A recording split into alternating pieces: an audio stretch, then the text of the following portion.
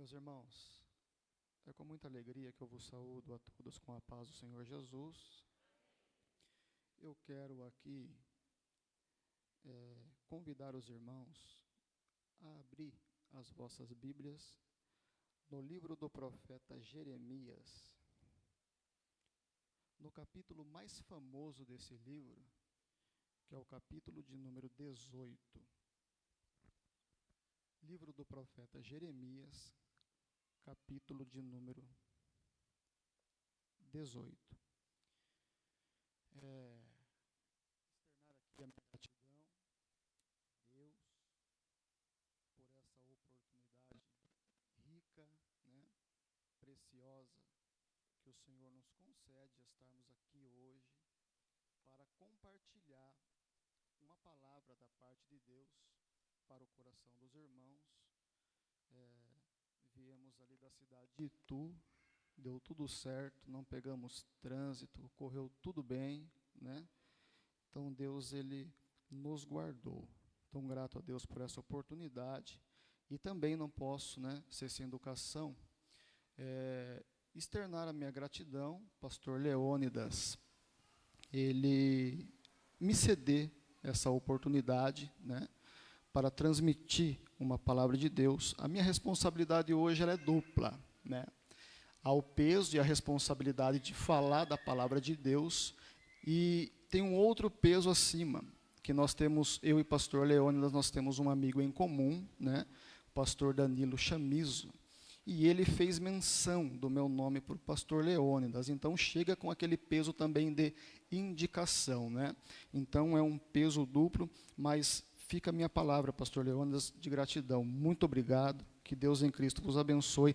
Depois do culto eu vou te contar no particular algo que Deus fez, e o Senhor nem sabe, mas usou a vida do Senhor, tá bom? Aí depois a gente conversa.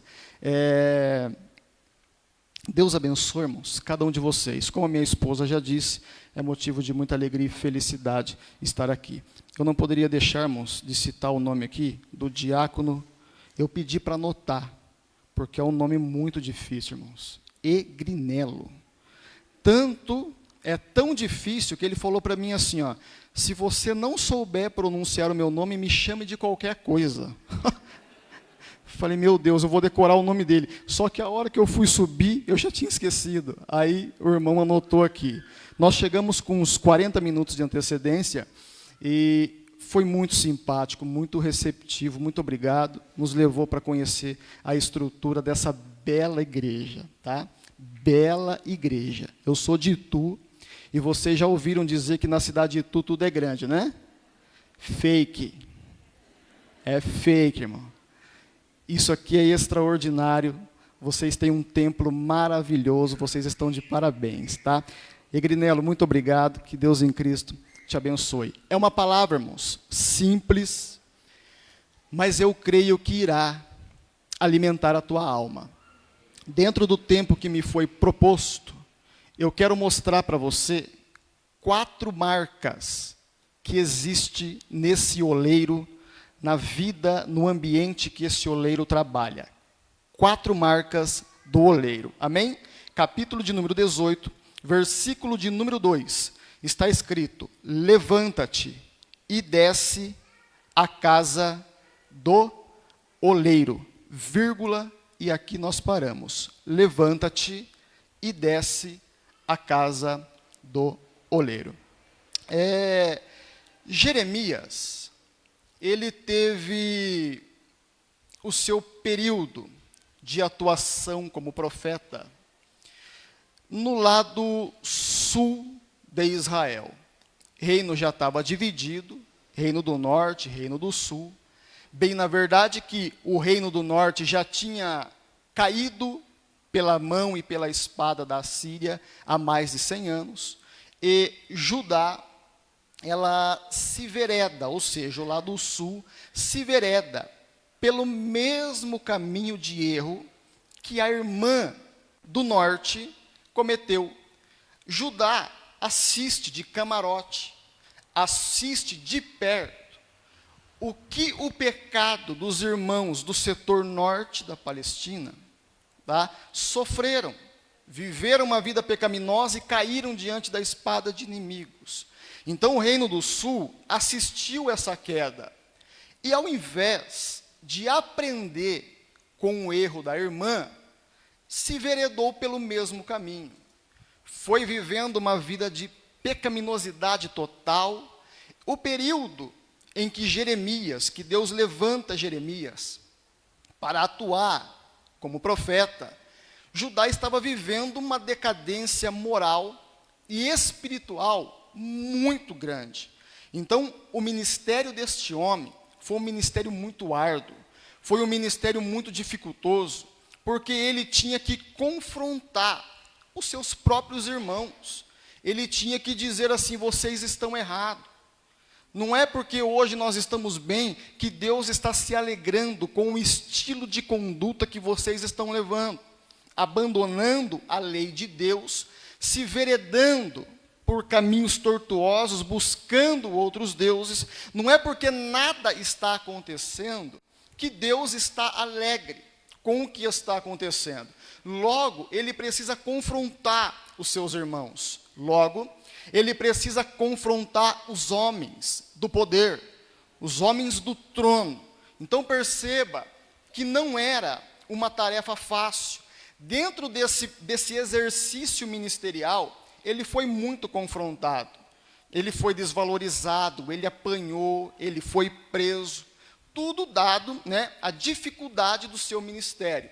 Quando nós olhamos para a história, nós vamos perceber que o ministério desse homem teve aí aproximadamente uma durabilidade de 4 décadas, 40 anos que vão de aproximadamente o ano 627 a.C. a 587 a.C. Essa data de término do ministério de Jeremias, para quem estuda sobre o Reino do Sul, sobre o cativeiro babilônico, sabe que o ano 587 é um ano muito importante, dentro da história do setor sul de Israel. Sabemos que Nabucodonosor, Babilônia, invade Judá por 3 vezes. E a mensagem de Jeremias era: vamos se arrepender, vamos voltar-se para Deus, porque senão Deus vai levantar uma vara de juízo que vai vir do norte. E estava apontando exatamente para Nabucodonosor, para a Babilônia, que precisaria vir do norte, porque ao invés de atravessar o deserto para ter acesso pelo lado leste da Palestina, ficaria muito difícil. Para Nabucodonosor era mais fácil contornar por cima e entrar pelo norte, descendo para capturar Judá, que estava no sul. Por isso que, no início do ministério de Jeremias, ele tem aquela visão de uma panela com água quente que estava no norte, e aquela panela tombava e a água quente descia para o sul como um sinal de destruição. Era Deus mostrando para Jeremias da onde viria o caos, da onde viria o juízo, se não houvesse arrependimento por parte do povo do sul,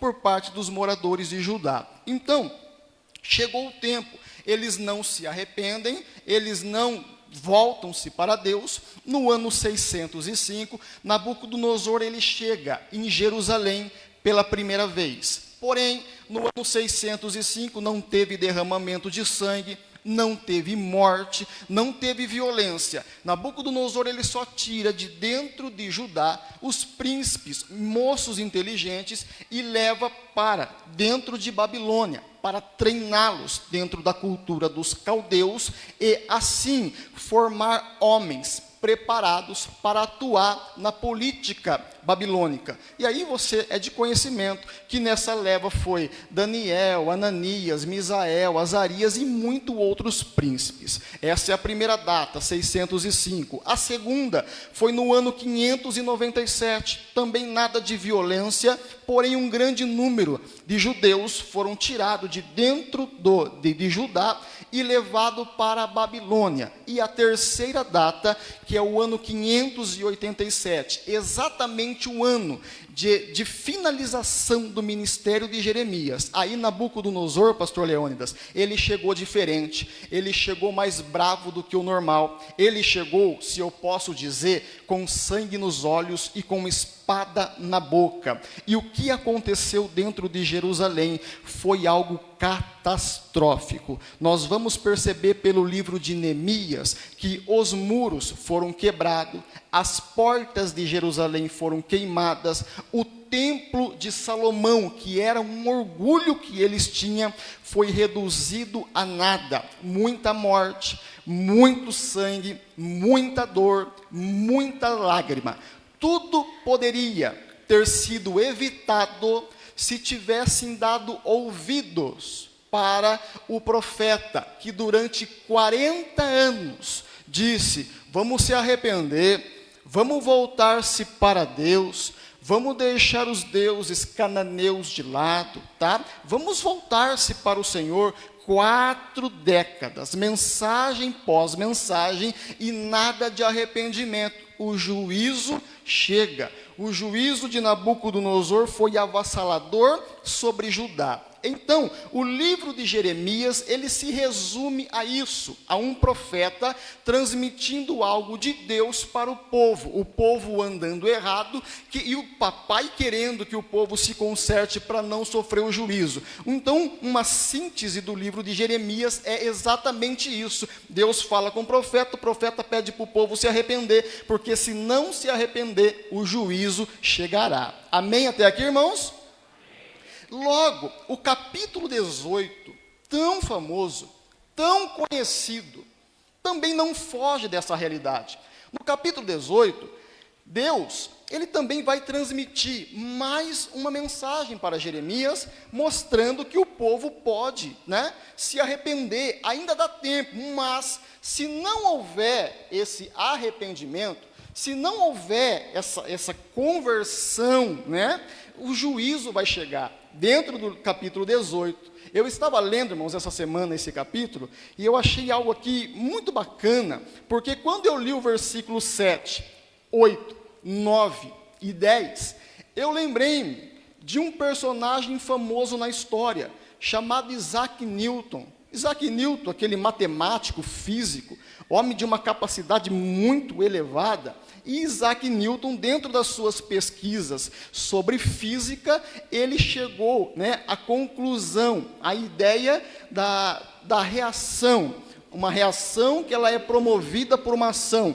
Daí aquela frase famosa que nós, por vezes, citamos, que para toda ação existe uma reação. Então, isso parte dos estudos de Newton. Quando eu estava lendo o capítulo 18, pastor Leônidas, eu entendi que essa questão de ação e reação no mundo físico também se encaixa perfeitamente no mundo espiritual, e está dentro do capítulo 18, porque Deus falou para Jeremias assim: Jeremias, se levantar contra uma nação, no versículo 7, se eu me pôr contra uma nação para arrancar, para derrubar e para destruir. Olha o que Deus está falando para o profeta. Se a nação estiver vivendo uma vida pecaminosa, não olhando para os meus preceitos, eu se levanto sim para destruir, eu levanto sim para arrancar,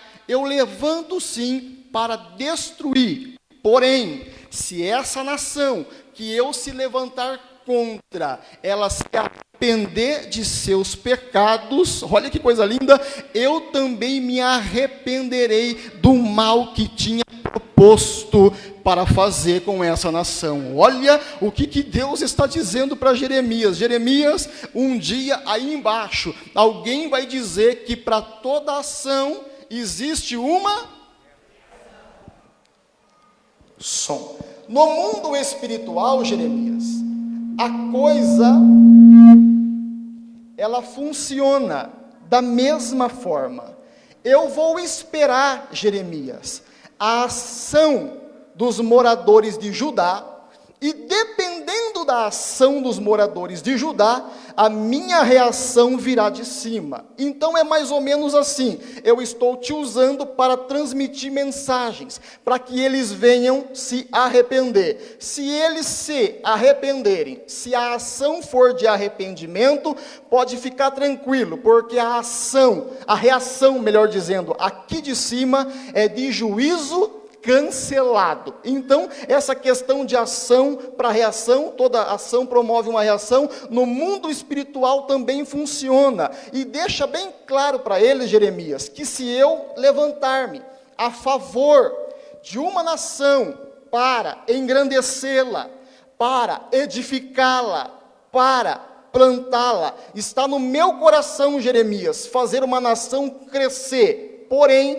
se essa nação que eu estiver dando crescimento se esquecer de mim, se veredar pelos caminhos pecaminosos, pode avisar que mesmo que eu queira fazê-los crescer, o juízo chega, a conta vai chegar. Ou seja, para toda ação aí embaixo, vai haver uma reação aqui de cima. Mas como eu sou um Deus bondoso e um Deus misericordioso, eu vou deixar vocês agir primeiro, para depois eu reagir. Olha que Deus fantástico. Ele não precisava, irmãos, trazer essa mensagem para Jeremias, mas ele queria que o povo acordasse, ele queria que o povo despertasse daquele sono espiritual que eles estavam vivendo. Então, dentro do capítulo 18, tem essa conversa também de arrependimento e de juízo que vai vir sobre os moradores de Judá. Mas eu acho muito lindo, irmãos,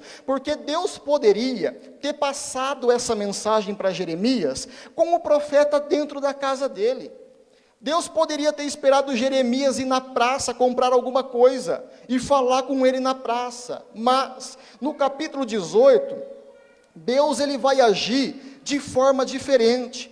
Primeiro, ele vai trabalhar com o visual do profeta, para depois trazer uma mensagem auditiva. Eu não sei o porquê que Deus fez, mas naquele dia Deus quis isso. Deus quis mexer primeiro na visão, ou seja, vou levar ele dentro da casa de um oleiro, vou mostrar para ele um oleiro trabalhando, e diante daquilo que ele contemplar, eu passo uma mensagem auditiva, porque aquilo que ele vê no físico é o que eu farei no mundo espiritual. Então vem o versículo de número 2, quando Deus dá a ordem para ele: levanta-te e desce à casa do oleiro, e lá te farei ouvir as minhas palavras. No versículo 3 está escrito assim: desci à casa do oleiro, e tem uma vírgula. Então ele chegou no ambiente proposto por Deus.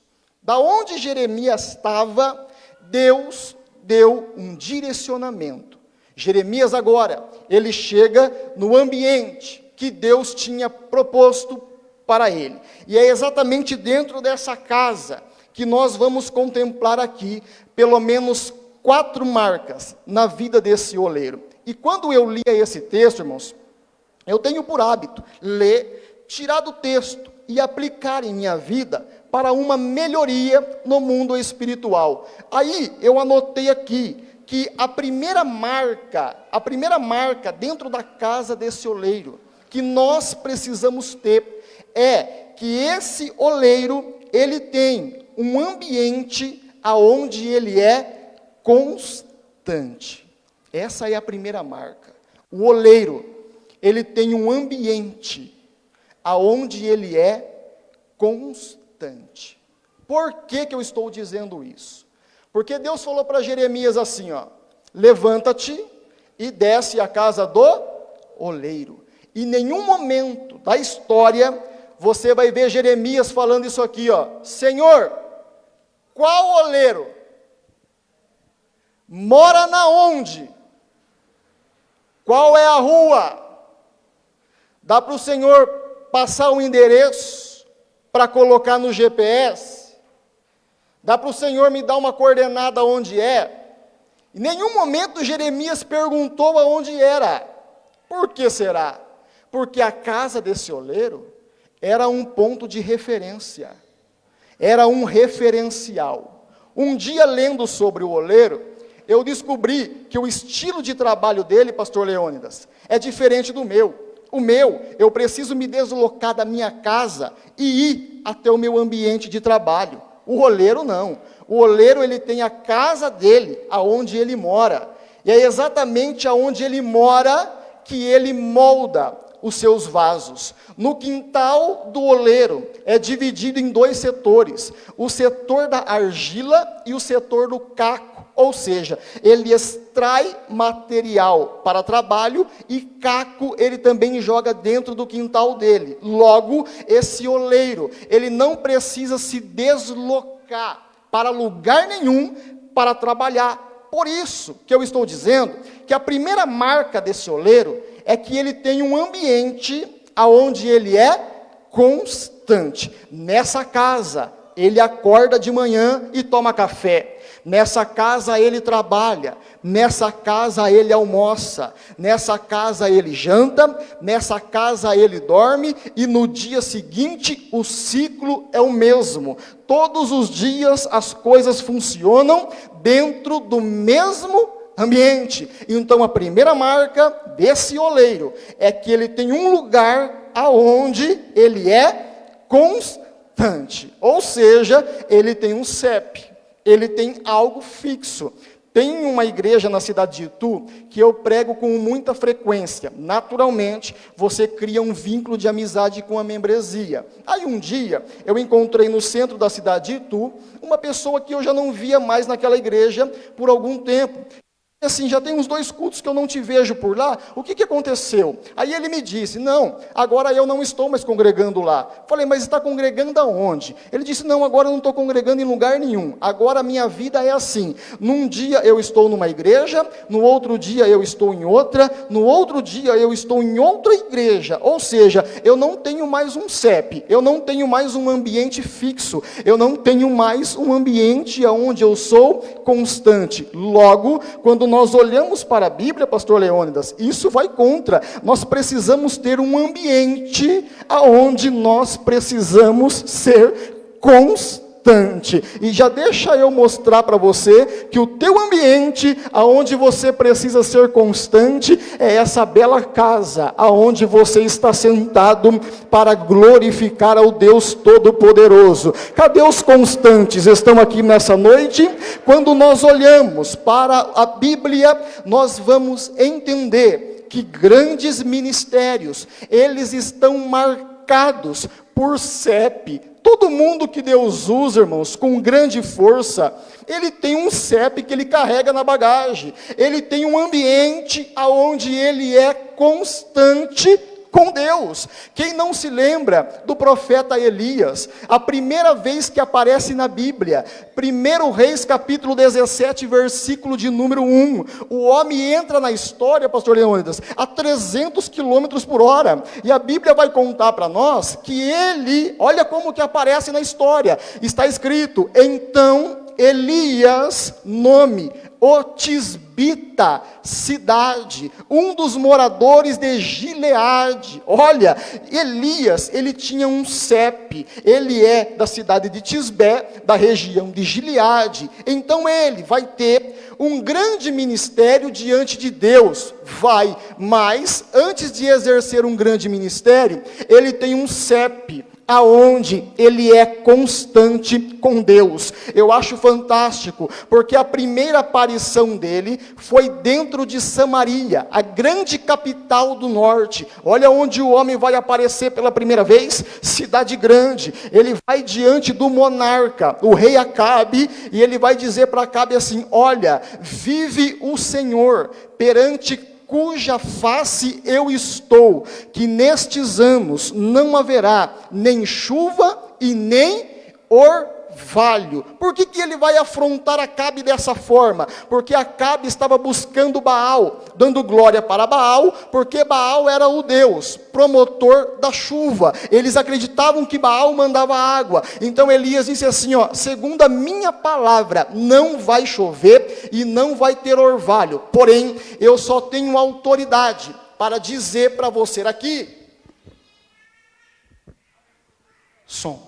Eu só tenho autoridade, senhor Acabe, para dizer para o Senhor que não vai chover segundo a minha palavra, porque eu vivo em uma intensa comunhão com alguém que tem um trono maior do que o teu. Então, Acabe, eu estou dizendo para você que não vai chover, não vai haver orvalho, mas pode ficar tranquilo, porque antes de eu falar contigo, eu já falei com alguém. Antes de eu vir aqui em Samaria, ser usado por Deus, lá na minha cidadezinha pequena, na cidade de Tisbé, lá no meu CEP, eu tenho desenvolvido uma vida constante com Deus. Então, ministério frutífero só dá certo na grande Samaria, quando nós temos o nosso CEP físico, né, dentro da cidade de Tisbé, o nosso ambiente onde nós somos constante com Deus Todo-Poderoso. Então, assim como esse oleiro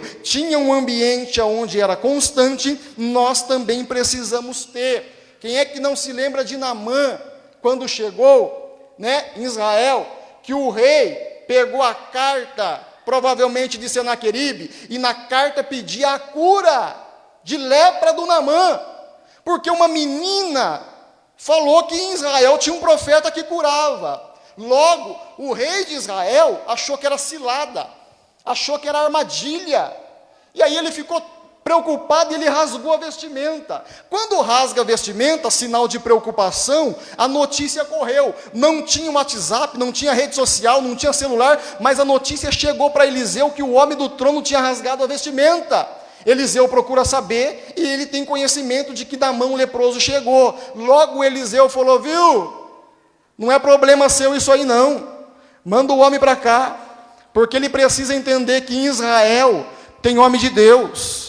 Em Israel tem um Deus que opera o que não acontece lá no país dele. Pode deixar ele vir aqui. O texto vai contar para nós, irmãos, que quando Naamã chegou, ele chegou na porta da casa de Eliseu. Eliseu do lado de dentro de casa.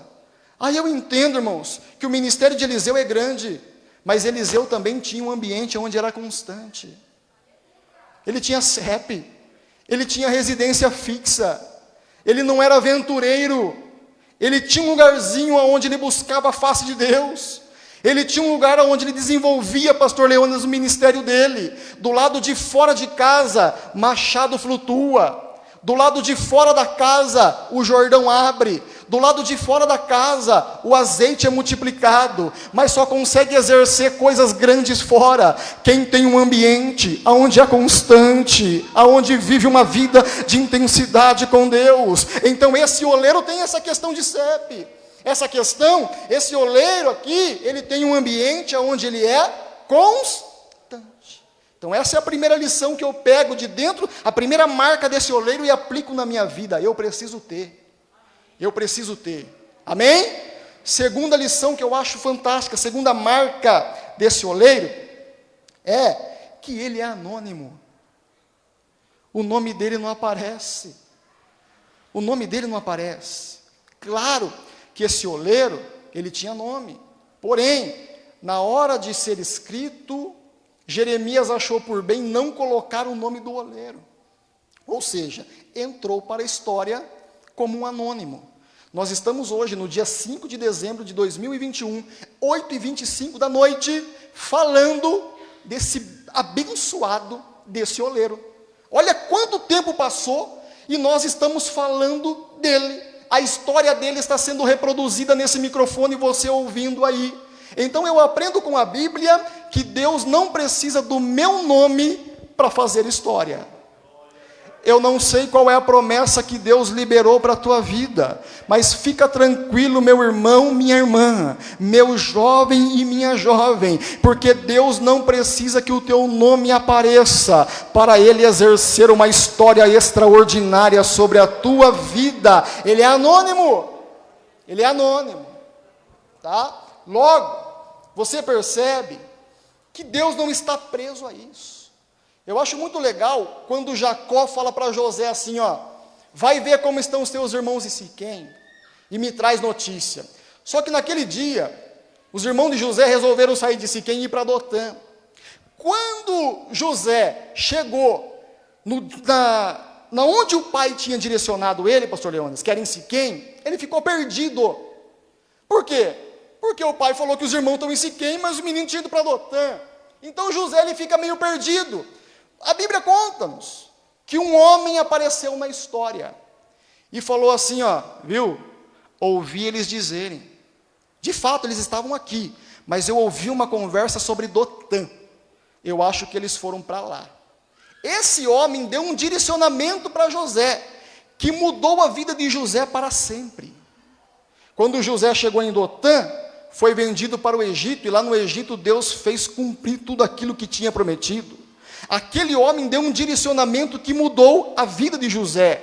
Jacó deu um direcionamento para José, José ficou perdido em Siquém. Aquele homem deu um direcionamento para José e colocou José na rota do Deus Todo-Poderoso. Mas o que me encanta é que esse homem que direcionou José, a Bíblia não conta para nós o nome dele, é um anônimo. Percebe que Deus não depende do nome para fazer história? Como que é o nome, pastor Leônidas, da menina escrava, da mulher de Naamã, que falou para Naamã, olha, tem um profeta em Israel, Naamã recebe a cura, ele vive algo extraordinário de Deus, por causa de uma menina, que nós não sabemos o nome. Então a Bíblia está contando para nós, irmãos, que Deus não depende do teu nome. Se Deus te prometeu, fica tranquilo, Ele se encarrega, Ele vai fazer a história acontecer do jeito que Ele disse ao teu ouvido, amém? Como que é o nome do carregador de 5 pães e 2 peixes? Só a eternidade vai revelar para nós. Como que é o nome do sobrinho de Paulo? Paulo está preso em Jerusalém. Aproximadamente 40 judeus elaboraram um projeto de morte para Paulo. Vamos pedir para o comandante Cláudio Lísias tirar ele de dentro da fortaleza, vamos armar uma suposta reunião com o Sinédrio do lado de fora, e quando ele for transferido da prisão da fortaleza de Antônia para o Sinédrio, a gente mata ele no meio do caminho. Mas dentro dessa elaboração para matar o apóstolo Paulo, o sobrinho anônimo ouviu a conversa, foi até Paulo na prisão, contou para Paulo, Paulo passou a coordenada para o Cláudio Lísias, o comandante, e o Cláudio Lísias, ao invés de ouvir os judeus, pegou Paulo de Jerusalém e mandou para longe, mandou para Cesareia. Ou seja, Paulo não vai morrer na mão de judeus, porque um anônimo desestabilizou o projeto de morte. Sabe o que eu acho lindo? Paulo, o nome dele é conhecido, o sobrinho é um anônimo, mas naquele dia, o grande só sobreviveu por causa de alguém que a história não mostrou o nome. Você recebe essa palavra nessa noite? Deus está dizendo, eu posso te usar, ainda que o teu nome não apareça, ainda que o teu nome não apareça, eu posso fazer algo extraordinário através da tua vida. Você crê nessa palavra? Você acredita nessa verdade bíblica? Ó. Anônimo, eu acho lindo, irmãos, porque eu aprendo com isso. Quando a Bíblia não me mostra o nome do oleiro, eu aprendo com a Bíblia, tá? Que aqui embaixo, o nome mais importante, pastor Leônidas, é o nome daquele que está lá em cima. Vou repetir, aqui embaixo, o nome mais importante é o nome daquele que está nos assistindo de cima para baixo. Anônimos.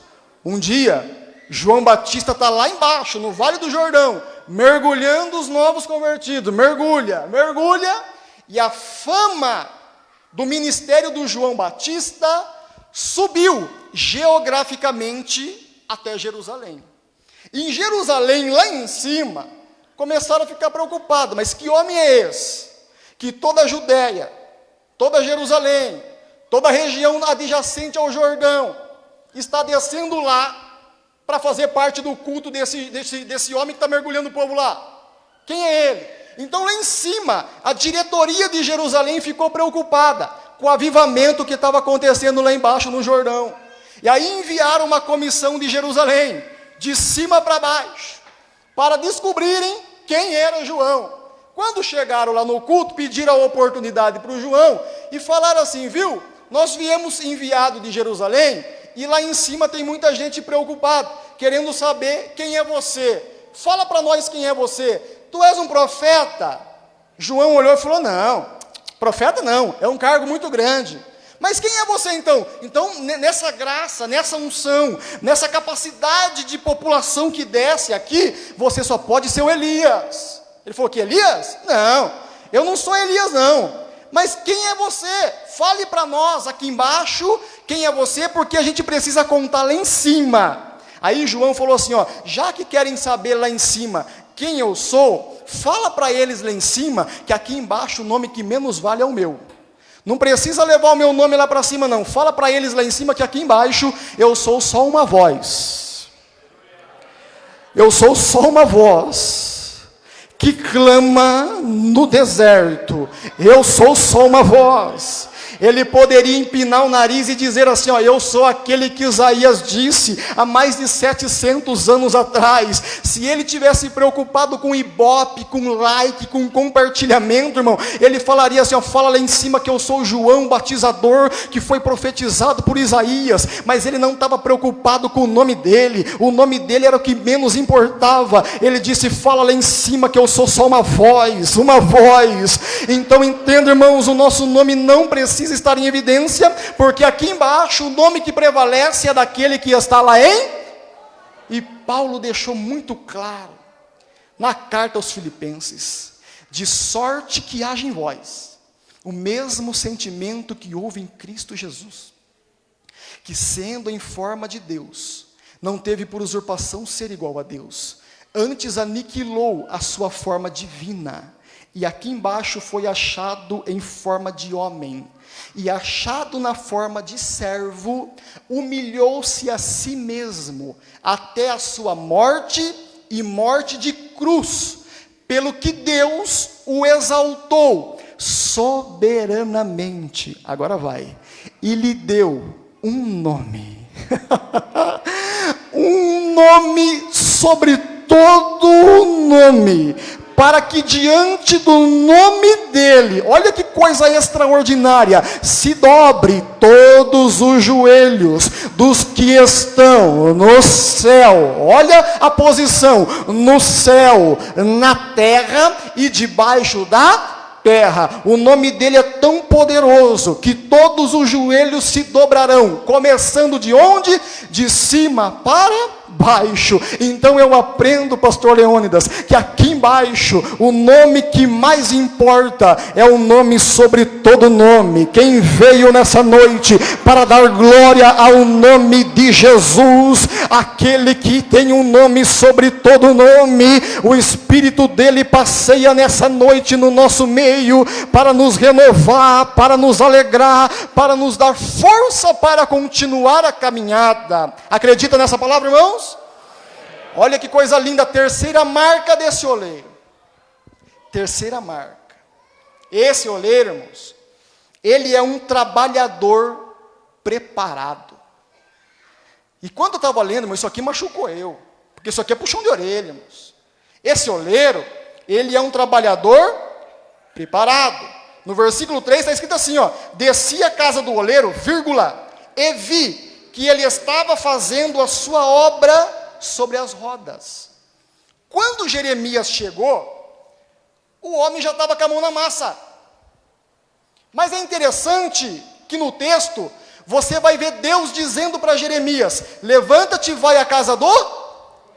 Então ele fala para Jeremias ir, mas em nenhum momento Deus falou para o oleiro, oleiro, acorda mais cedo que hoje vai ter visita.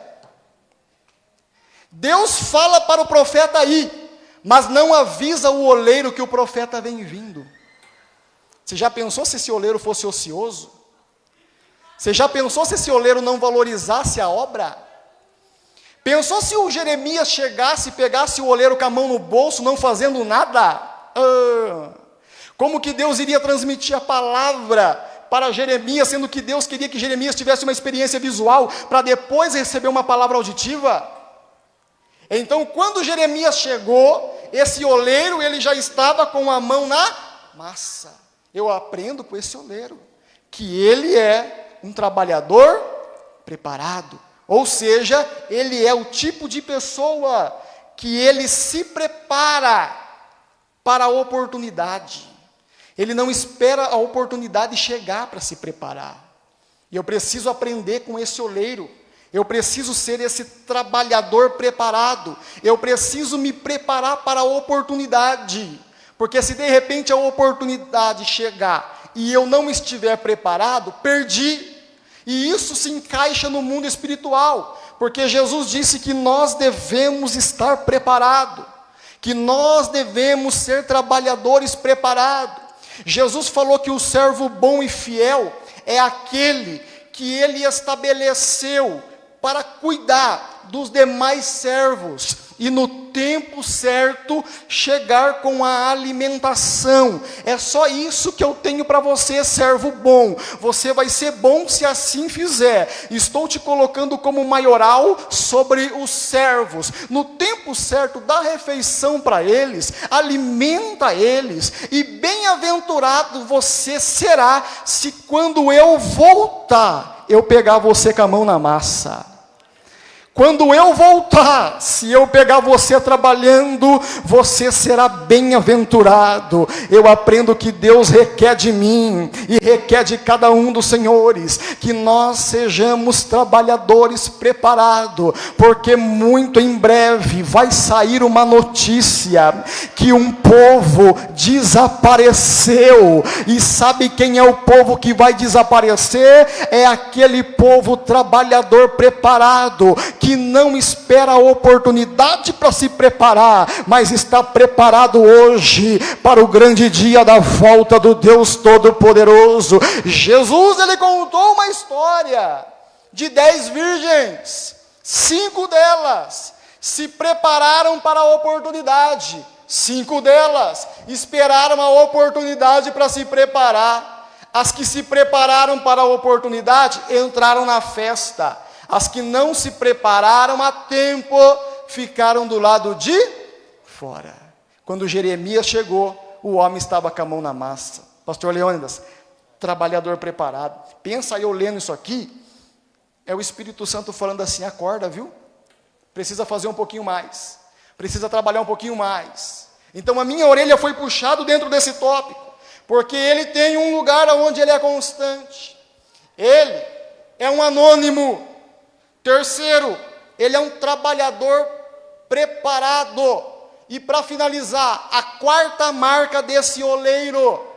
Esse oleiro, ele tem padrões inegociáveis.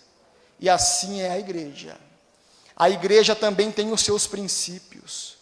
E os princípios que você aprende aqui, pela vida deste santo homem de Deus, não pode ser negociado do lado de fora. Esse oleiro, ele tem padrões inegociáveis. Aonde que está isso? Versículo de número 4.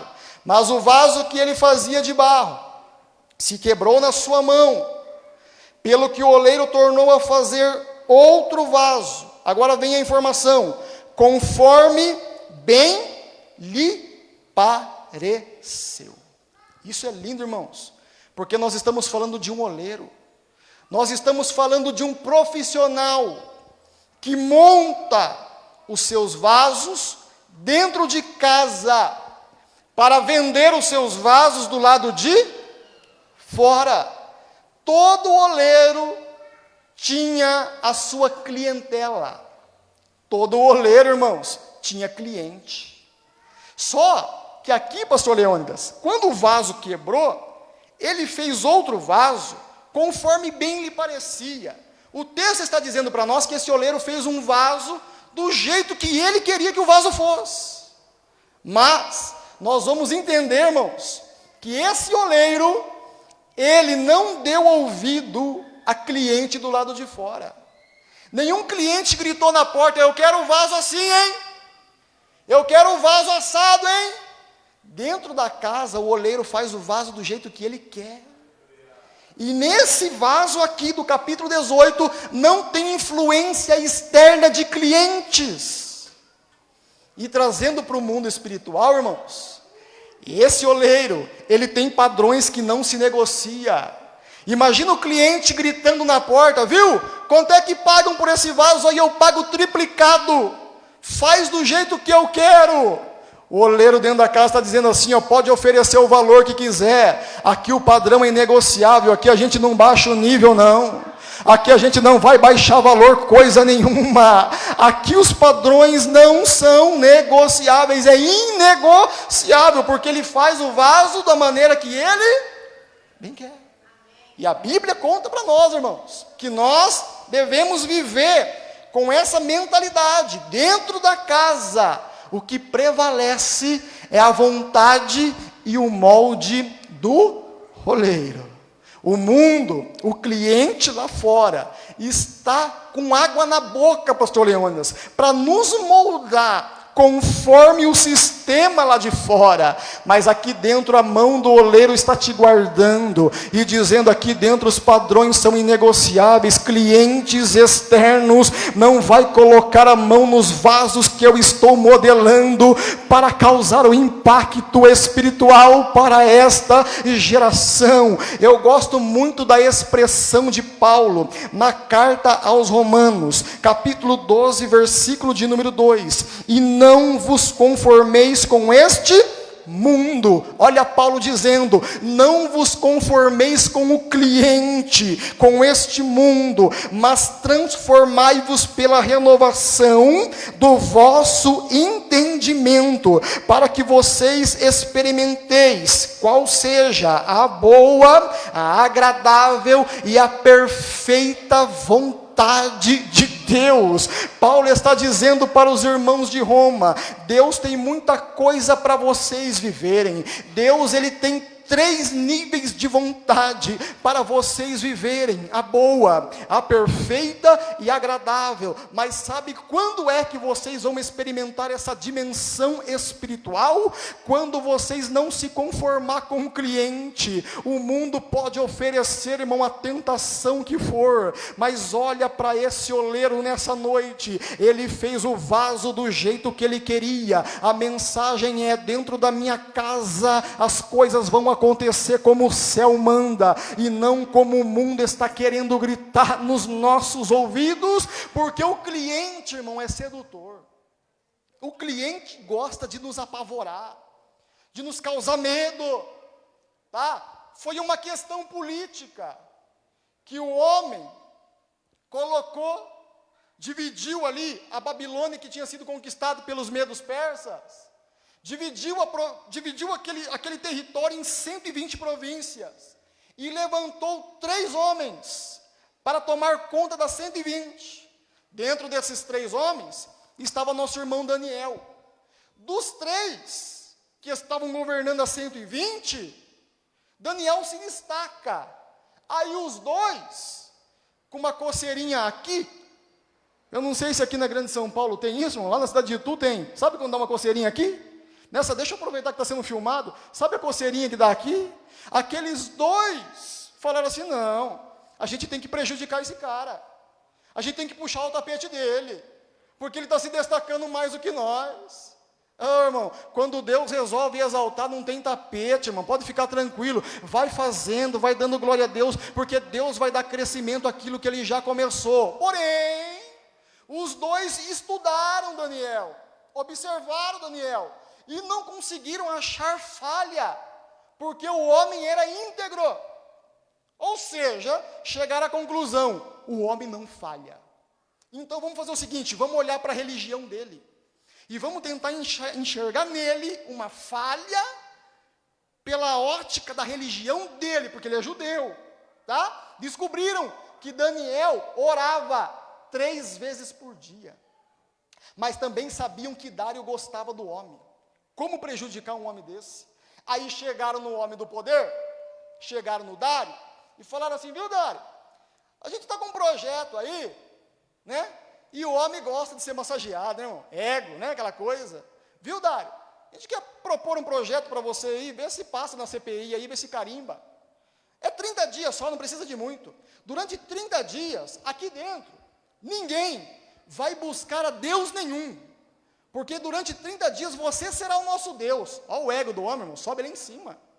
Só que não sabiam que era um projeto contra o amigo Daniel, que andava lado a lado com Dário. Então faz o seguinte, assina esse decreto aí, que ninguém pode conversar com Deus nenhum durante 30 dias. E se quebrar a lei, a pena é de morte. Dário gostou, não sabia que Daniel orava. Foi lá e deu a canetada, anel de selar, né? Deu a canetada, passou na CPI, foi aprovado, pastor Leônidas. Aí, Daniel ficou sabendo que agora não podia mais orar a Deus nenhum, durante 30 dias. Como é que segura um crente, irmão, que gosta do Espírito Santo? Como é que faz um crente que ama a presença do Espírito Santo? Para esse crente não orar durante 30 dias é muita coisa. Daniel falou, não, isso aqui é uma afronta do cliente. Isso aqui é uma afronta, o cliente está querendo que eu baixe o meu nível. O cliente está querendo que eu baixe o meu preço. O texto vai dizer para nós, irmãos, que Daniel entrou dentro de casa e subiu no quarto alto. Eu acho essa expressão fantástica. Papai, diácono Valmir, é construtor de casa.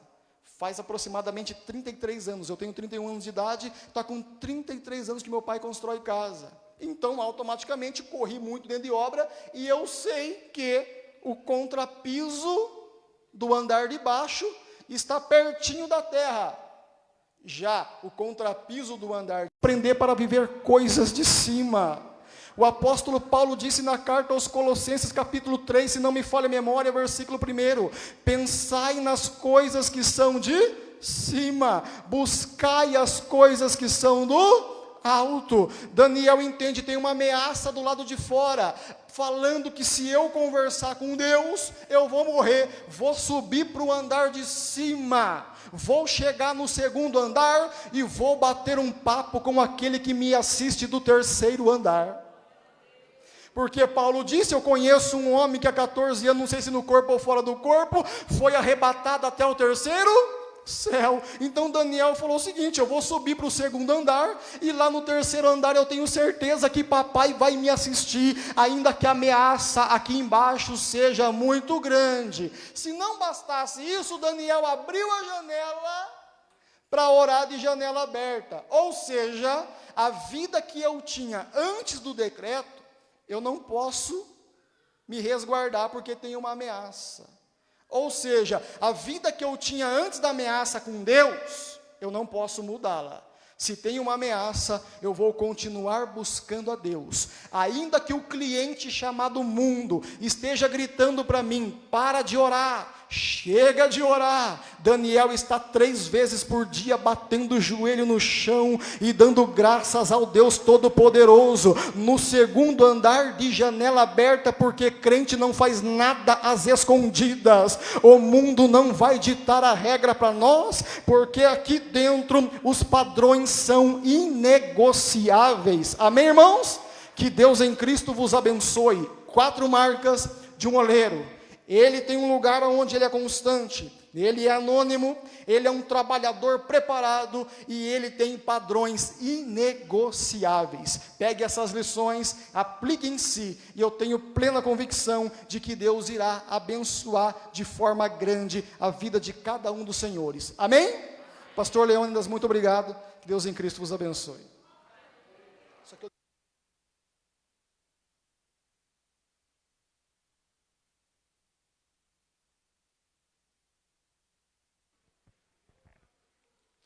Amém, louvado seja o Senhor. Nós estamos alegres e felizes e queremos dizer ao presbítero Marcelo, Deus abençoe o irmão, foi muito bom a palavra e a igreja está saindo daqui alimentada. Amém.